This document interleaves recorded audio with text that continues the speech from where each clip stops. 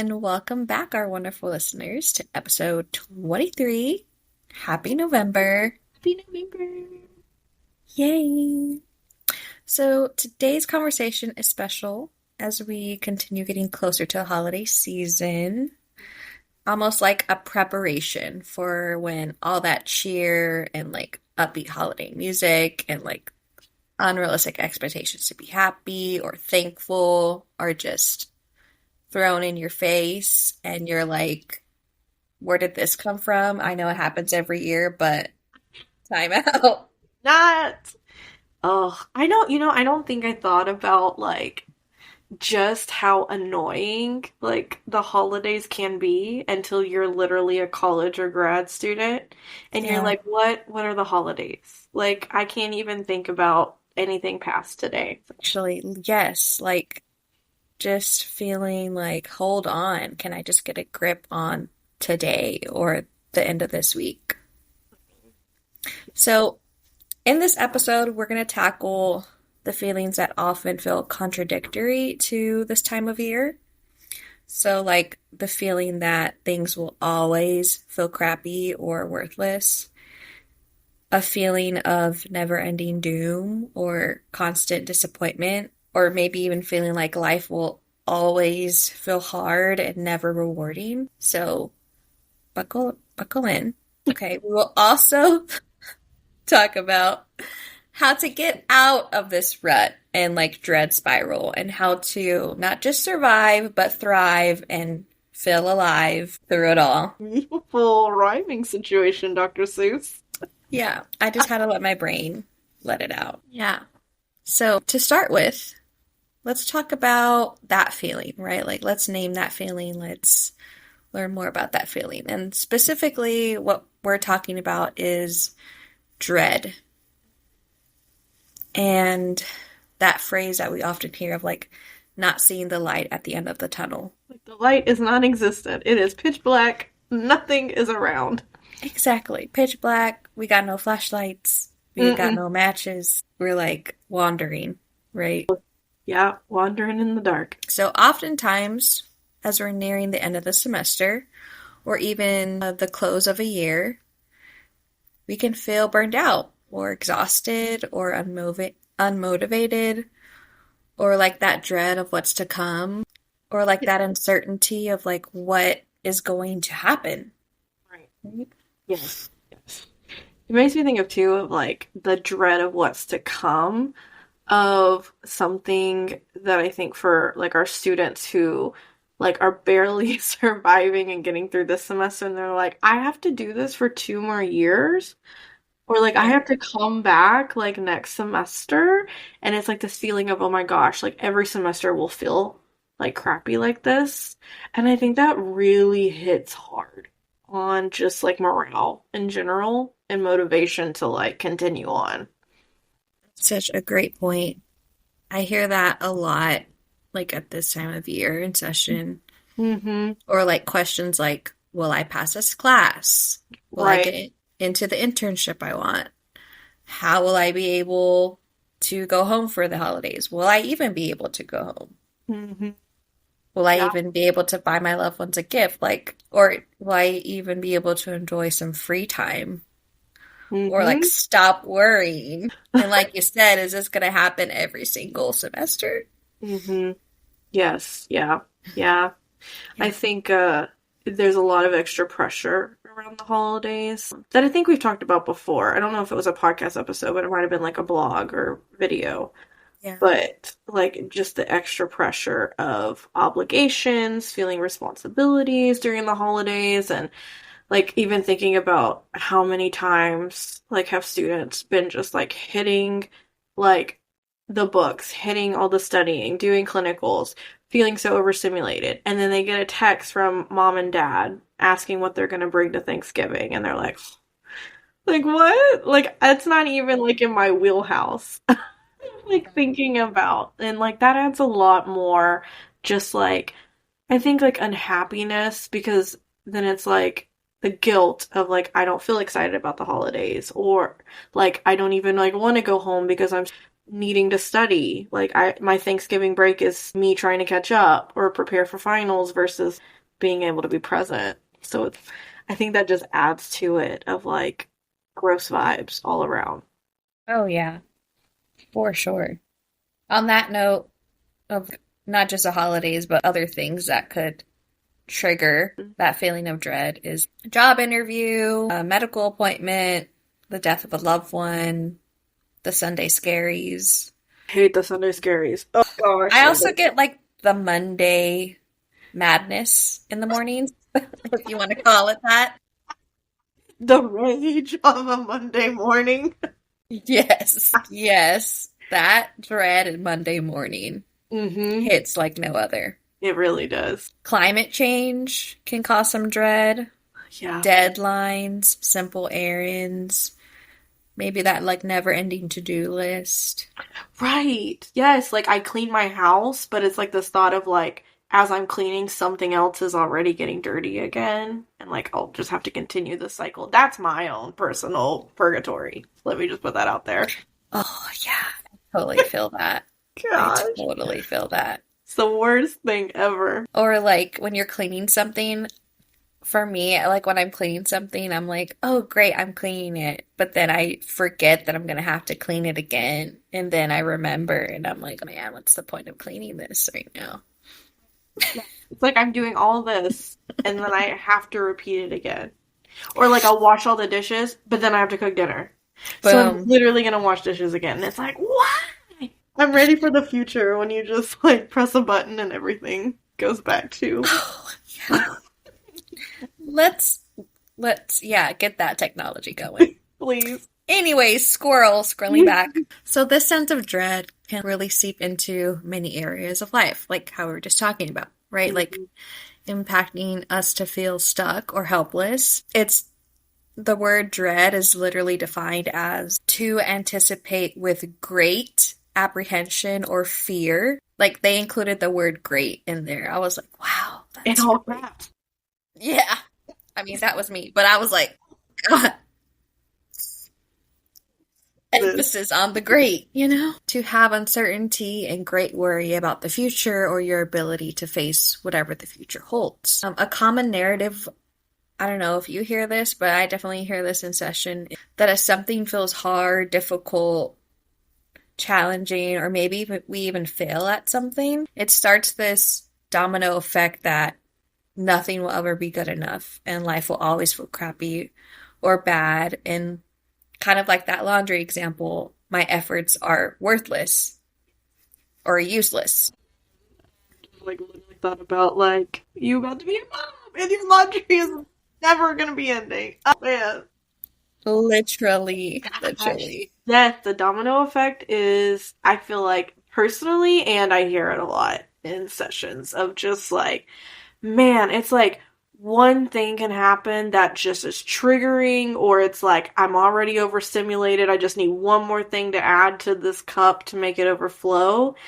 And then it's like a whole catastrophizing Yeah. effect of like, man, like now everything just feels horrible, and I've heard some people describe it as like their whole body gets tired, mm-hmm. or like they have a brain fog, or their body just feels heavier, like kind of that feeling of dread in their body. And I'm like, wow, that's pretty impactful to recognize and realize it. Yeah. So that's like one symptom that is impacted or that can be caused by dread.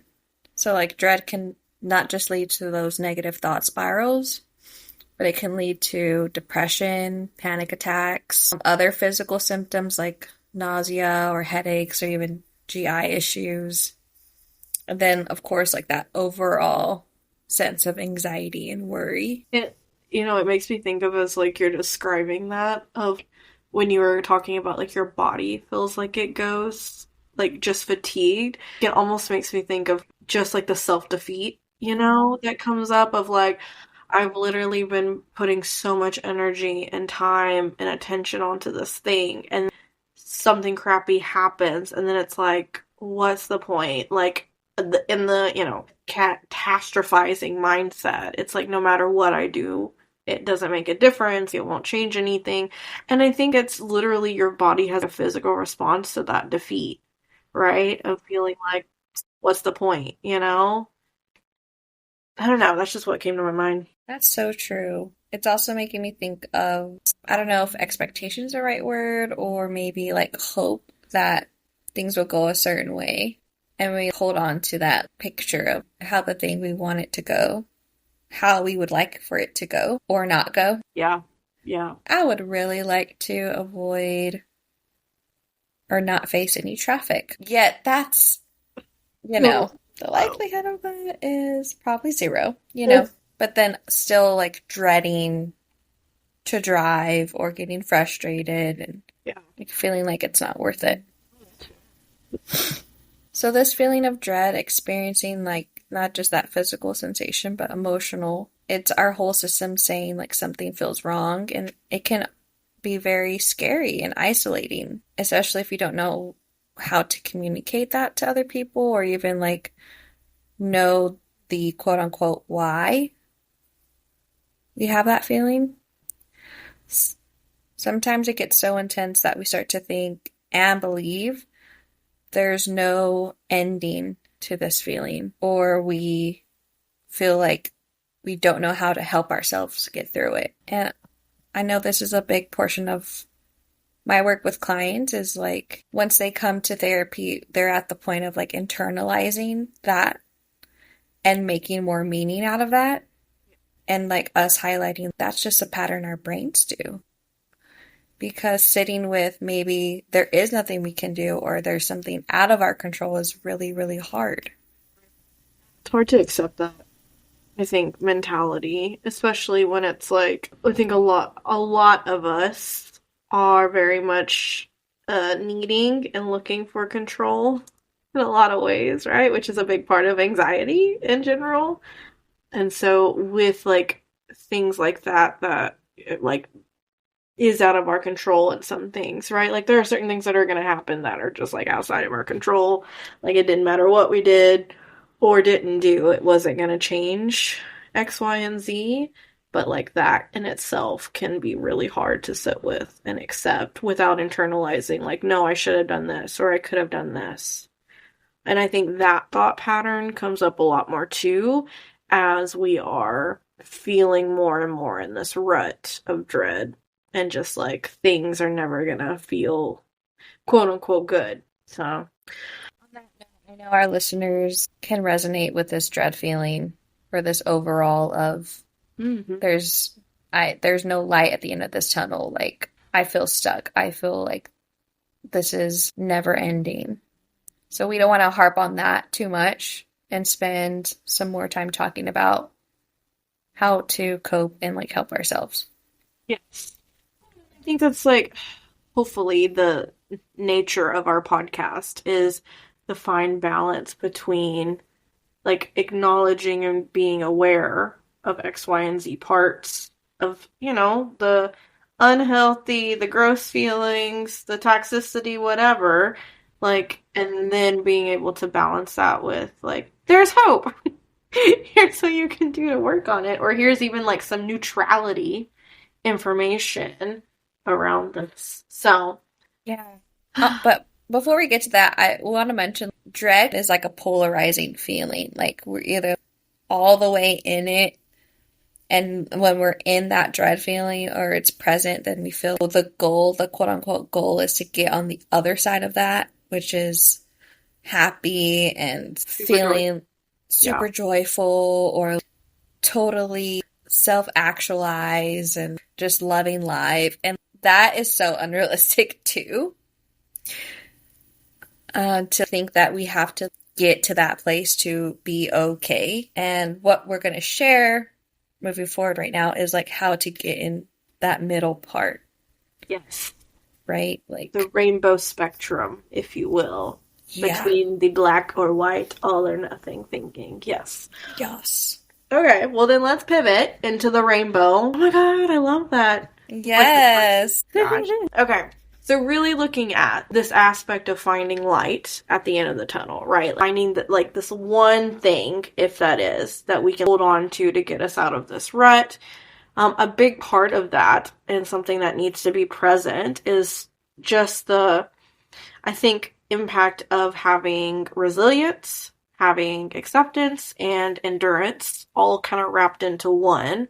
And so I want us to look maybe a little bit more specific about how this can pop up for us, especially when we are feeling just in that dread, doom kind of spiral of negativity where it feels nothing good is going to happen again, or I won't ever feel, I'm just going to even say like a more grounded place, right? Not even like super positive, but just grounded in general. So, exactly. Starting with resiliency, thinking about bouncing back, right? So resiliency in itself is about your ability to recover from setbacks, right? So things that happen, again, inside, outside of our control. Life is about a mix of both, but in general, it's something that makes you feel either I'm going to have to pivot a little bit, or I'm not able to do the thing I want to do right now. Even just like, I thought I made a lot more progress, and in reality, I'm having to go back a few steps and start over. And I think when I think of that too, like a big thing comes up with, like addictive type stuff, right? Addiction is a huge thing. But what we really want to focus on is our strengths, our past experiences, and the things that have either, we've used before as tactics or just pulled from that have helped us overcome challenges, right? So really reminding ourselves that even though we're in this like negative dread space, that this is not the first time we've gone through a challenge or something that was an obstacle or felt really difficult and gross.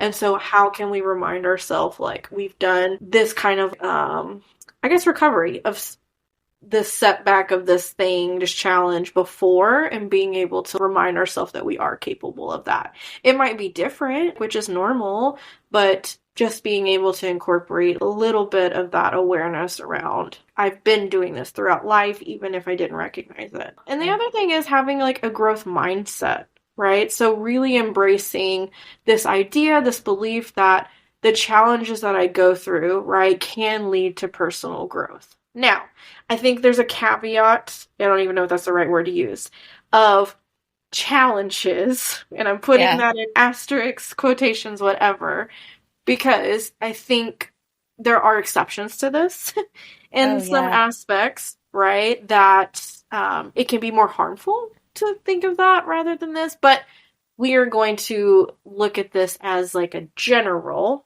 right? Not a specific, and definitely not things that would cause more harm than good. You consider it. But in a lot of things, in a lot of challenges, there is truth in it leading to personal growth, right?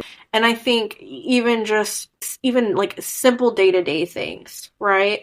Of like the challenge was that I had a flat tire on the side of the road, right? So I had to like call AAA or whatever.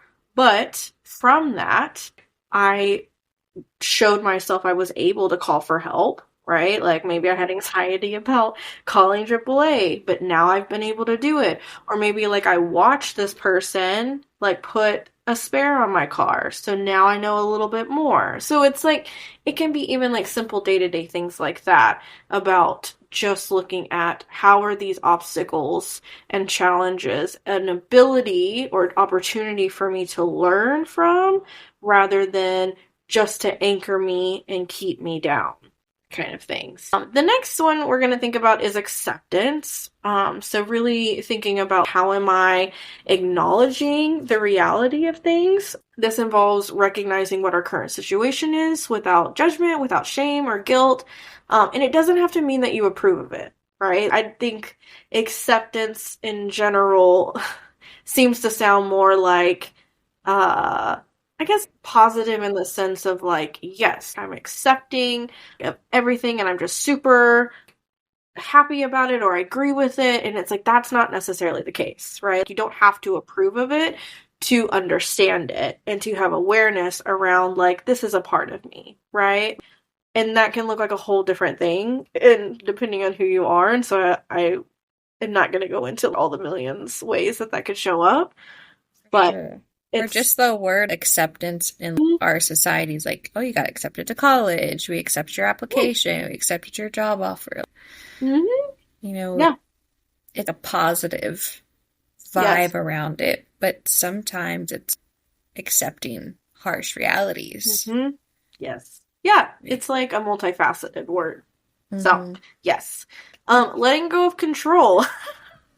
Again, this is one of the hardest things that we struggle with as humans, is the Yes. aspect of we cannot control every single part of our lives or other people or outside external things, right? So again, and not to sound cliche, but it's accepting the things we cannot change, right? Like to help us reduce that frustration, that feeling of being disappointed in ourselves because we take on this idea of like I should have been able to control it or fix it or whatever. And then focus instead on what is in my locus of control, right? You will hear us talk about that all the time in therapy because it comes up so much in the day to day and in so many different areas of mental health, of this aspect of we have to be able to just focus on what's in our control and not stress ourselves out and make ourselves feel worse about the things that we were never able to control, but we felt we had to take responsibility for some reason. Next one is endurance. So really thinking about like, how am I staying committed to this process, to this whole journey of getting myself out of this dread rut, right? Of am I still continuing to put in effort and commitment, right? Like, even when things get tough, am I setting small, attainable, realistic goals for myself, right?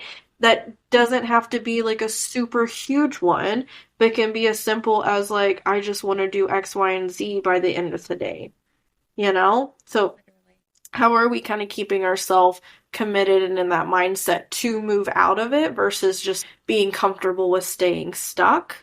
And also pacing ourselves, right? Like nothing needs to be done in a marathon except, I guess, a marathon.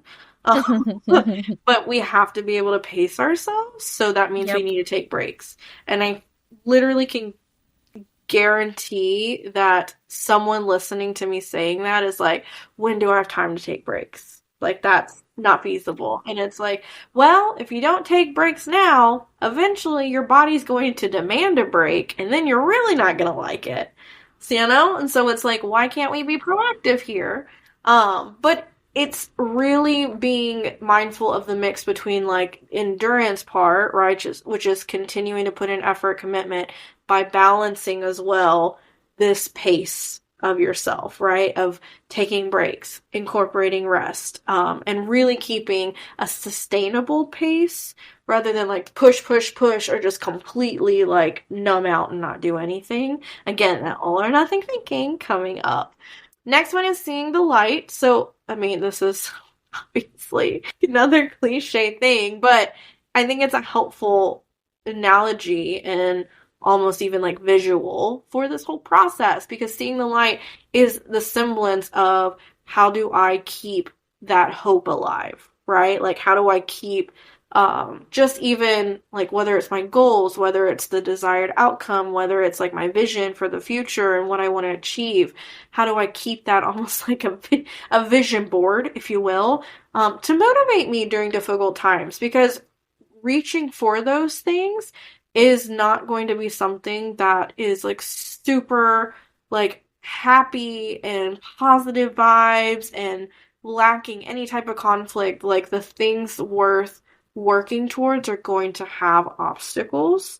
And so keeping that in mind too, of just that balance, that there is going to be points where difficult times are going to arise, but also like, how do I not let that deter or erase the vision board that I have created for myself? And also celebrating the small wins. Like, how do I make sure that I am giving recognition to even like the small, super simple day to day things versus only appreciating myself when I achieve this super big goal that I have set out.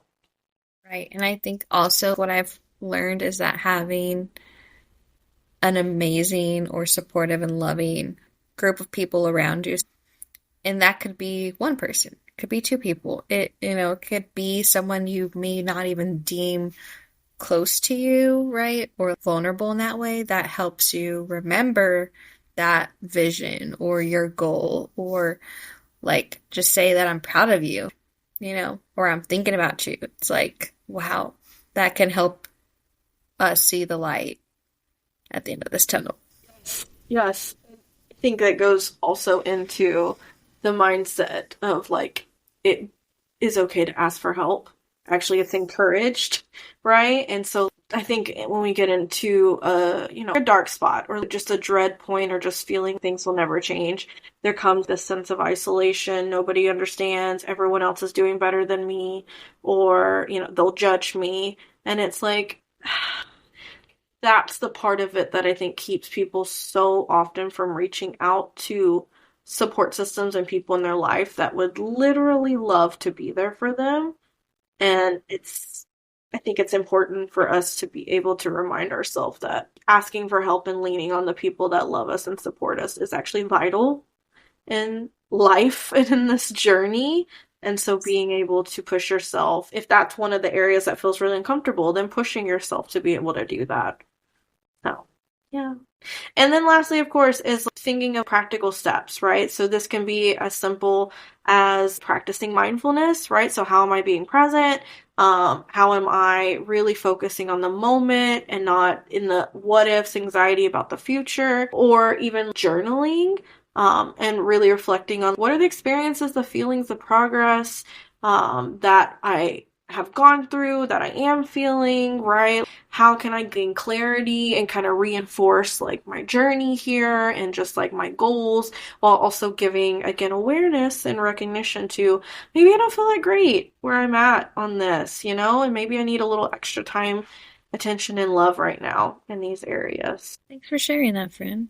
Yeah. So, in coordination with our title today, This Too Shall Pass, Mm-hmm. like this feeling shall pass, it's temporary. Let's transition to some more specific coping skills to help with that dread, that burnout, building resiliency, acceptance, and endurance. So, first, of course, which is a big buzzword these days, but some also super important, is self-care. And I've often helped people like get more creative or like specific in outlining like what self-care is for them. And a big part of that is like your physical health. So what does your sleep look like? What does your nutrition or regular exercise look like? How are you taking care of your physical self, your body? That not only makes you feel good, like a feel good sense, but also is healthy for you. As like that's a foundation for your overall mental well-being. Like you mentioned, some mindfulness, relaxation, that could look like meditation, yoga, stretching, some deep breathing, to help reduce stress. Maybe this is not part of the mindfulness, but I also heard of like a primal scream to let out some frustration, anger, or like a dance party. Yes, Audrey taught us like the sounds, like certain sounds, like just elicit this like grounding sensation. I couldn't tell you what it was from, but Yeah. I do remember, and this is something I practice with clients too, is that when we do deep breathing, to emphasize the exhale to make a sound and to go as slow as possible. it's a good one. And sometimes it's a quiet sound, or sometimes it's a loud sound, right? But noticing like if your body is like wanting to hold back or like feels embarrassed a little bit, then that means we can go a little bit more. Like we mentioned just now, like your social support, like your social systems and your people around you that help you uplift you. If that means like making one or leaning on the ones that you do have, like connecting with others in some kind of way and sharing experiences could also alleviate those feelings of dread. And I know that sounds very vulnerable, Or maybe it feels like this person has this thing going on in their life and I don't want to talk about my thing. But honestly, like coming to them and talking to them and sharing them what you're going through is just as important as theirs. And like that's what builds those like close connections. Like, oh, we could hear each other out and know we're in like dealing with our own separate things, or maybe we are experiencing the same thing, right? Often hear that like, oh my gosh, my friend like just failed like her exam, but I'm also going through this family thing and I didn't fail my exam. And like, how do I talk to her about this family thing when, she's dealing with this stress of school? And that's a great question, but also noticing what's the friendship based off of, or how can we be there to support each other and not just be there to share and talk about our own stuff. As always, seeking professional help from people like me and Erin, from a therapist, right, can provide guidance and coping strategies just to hear you out too. It's always good to have that third party. Challenge, like, and learn to challenge the distorted, like, cognitions and thoughts that really lead to this feeling of, like, things will never get better, like, kind of mentality. Like, yes, that can be very helpful. Yes, like reframing those negative thoughts or those negative beliefs, right? Catching yourself when you're internalizing or like getting stuck in that spiral, focusing on what you do have control over, but also noticing like when we focus on what we have control over, it's not just saying your feelings don't matter. Your feelings do matter. It's sometimes that we do have the ability to not let them drive the bus all the time, right? And make decisions. Also, we can help set realistic goals, like those small goals, or what was the word that you used earlier? I really liked it. Wins, small wins. It was like attainable? No, like those small wins. And I know it sounds silly, like when we're talking about small wins or like small goals to see throughout your day. Like, I know that I'm going to brush my teeth twice a day. Like, I know I'm going to do that, but like, acknowledging that you're still doing that while going through a hard time, while pushing through this feeling is also important. Yes, exactly. Right? Or, wow, I just put gas in my tank before letting it run out. Right. So I don't stress myself out later. Exactly. Super important is another one is setting boundaries. Eek. So with boundary setting, I see a lot of difficulty in upholding the boundary within yourself. So that's like that work-life balance, right? Like set boundaries to ensure you have time for relaxation and activities you enjoy and like you and people you care about. That's super hard, right? When unfortunately our society is all about work sometimes. I know I struggle with that. Still working on it. This work-life balance. Work in progress. Another one is learn to say no. So protecting your time and energy by declining commitments that drain you. Eek, right? Like being protective doesn't mean being mean. You still can be nice and kind and authentically you and just be like, yeah, I have zero energy for that right now. And that's okay. So developing coping skills, which is this podcast is about helping you. This episode's about helping you with, right? Identifying triggers, right? Recognize what causes your feelings of dread or burnout and help develop those strategies to address them. For some people, it might be that task list at work, right? For some people, it might be not getting acknowledged enough. Or it could be like simple household stuff like chores and cleaning and things like that. So recognizing what your triggers are specifically for you and also engaging in hobbies, not just things to avoid the dread or to tend to the dread, like spend time on things that bring you joy and fulfillment. That means Netflixing and chilling, that's fine. If that means going for a walk, great. Like Do you? Practice gratitude. OMG, this is a hard one, right? A great way to do that is like a gratitude journal. Writing down like some daily things or weekly things that you're grateful for. That can shift your focus from negative to positive thoughts. I've also heard of like a gratitude little notepad to keep with you, like in your purse or in your backpack. Or I have a gratitude jar that I have with like little posts, little note cards that I just write like one sentence and put it in the jar. Something you touched on earlier is like embracing change and cultivating that openness to change and uncertainty. As seeing them as a part of life rather than threats. I know this is really hard. And it's like a skill that can be developed over time. And it's more difficult in other areas of life than others, right? Like maybe a traumatic or abusive relationship, right? Like that's going to be a little bit more harder than maybe that self-care regimen, right?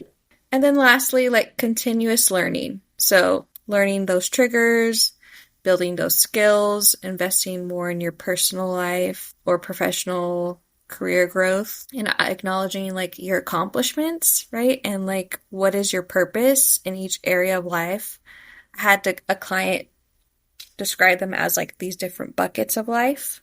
And maybe one bucket is overflowing and you're putting so much into it, it's overflowing. Maybe one bucket has nothing in there, right? Like how can we like not just describe, acknowledge, and look at those buckets, but start to develop a relationship with them differently, the way that we want to. Yes. Yes. Yeah, balance. That middle part. The middle rainbow. And then like building resiliency takes time and practice, right? It's okay that, we have our slip ups and not everything's going to be perfect, but integrating these strategies can help you mitigate feelings of dread and prevent that burnout and stop that dread cycle. And yeah. Sum it up, right? Like it's not about this huge shift from like I'm feeling dread, I'm feeling negative to I'm feeling so happy and so positive, right? Like that's not the goal. The goal is like little baby steps into the rainbow middle, as we're calling it, right? And then maybe like with continuous work, I can get to a place where I feel really positive and really good. And also, like, it's okay if, like, I'm feeling somewhere in the middle, like 75%, 60%. Like, I think it's gonna switch depending on the days and depending on, like, what life things happen, because they will, right? Like, and so also just being aware of that and how things change and ebb and flow throughout life, and also what am I doing to just focus on those little baby steps of finding the light right at the end of the tunnel, and also reminding myself like I don't have to subscribe to that what is it called? I literally can't say it every time. Catastrophizing mindset of like it's either horrible forever or it's good forever. Like that's not how life is. And so like how can I break free from that like unrealistic like idea about it and find my own middle ground. So yeah. But I guess on that note, as we wrap up here, we want to leave you with a quote as always. And this quote is from the wonderful Eleanor Roosevelt. So I appreciate you, Ash, finding this quote. But the quote goes, "Life has got to be lived, and that's all there is to it." At 70, I would say the advantage is that you take life more calmly, and you know that this too shall pass. And I think the take life more calmly and the middle rainbow, like, to me, perfectly coincide. And so my hope for you is that you're able to find your middle rainbow in whatever way that looks like, and be able to just know that it doesn't always feel as crappy as you might feel this day. And it's okay to feel crappy, and it's okay to feel how you feel, but also there's so much more to be lived and to take advantage of. And so let's just approach that with a middle rainbow mindset. This too shall pass. This too shall pass. But thank you, wonderful listeners, for tuning in for another episode. We will be back next month with our next topic, which is on dead scrolling, being addicted to dissociating, and how that really leads to feeling more depressed and non-productive, and maybe also with some escapism. So, really long title for a really awesome podcast to come. But with that, we will see you next time. Bye.